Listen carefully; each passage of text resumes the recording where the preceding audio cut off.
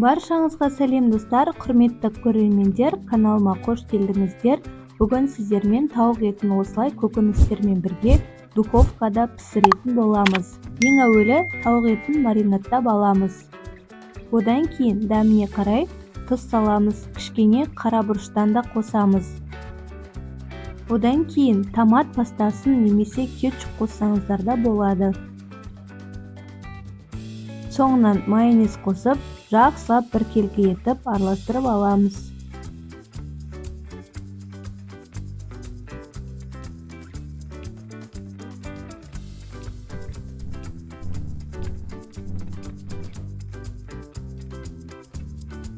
Мінекей барлығын жақсылап араластырып алдық. Енді бетін жауып 30 минут уақытқа осы маринадқа тауықты қалдырамыз.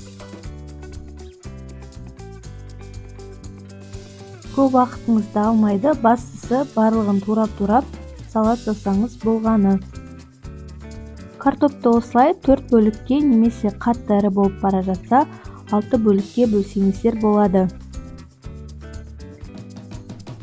Жаңадан қосылған көрермендер болса, маған тіркеліп қоюды ұмытпаңыздар.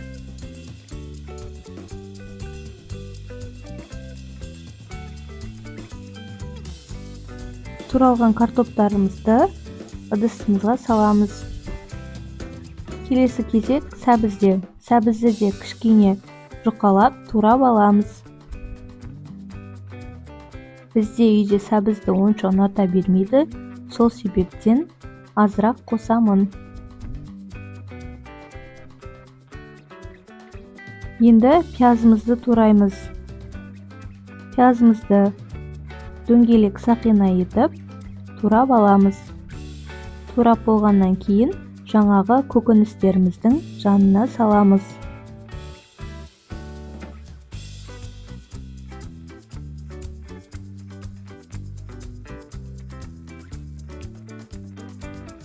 Дәміне қарай тұз бен бұрыш саламыз. Аздап сұйық май құйып, жақсылап араластырып аламыз.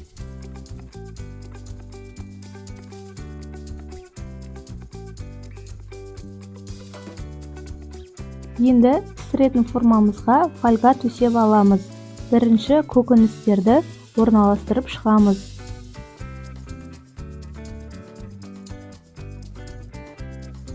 Одан кейін үстіне маринадталған тауықтарымызды қойып шығамыз. Көлемін отбасыларыңыздың көптігіне қарай көбейтіп жасай бересіздер. Біздің үйде адам саны аз болғандықтан азырақ етіп жасадым.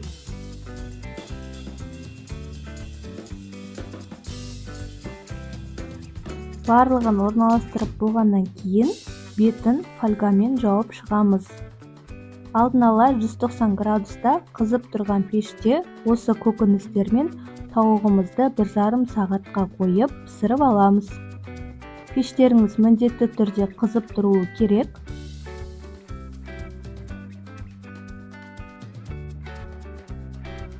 Сіздер де осы тағамды үйлеріңізде жасап, отбасыларыңызды қуантып қоюды ұмытпаңыздар.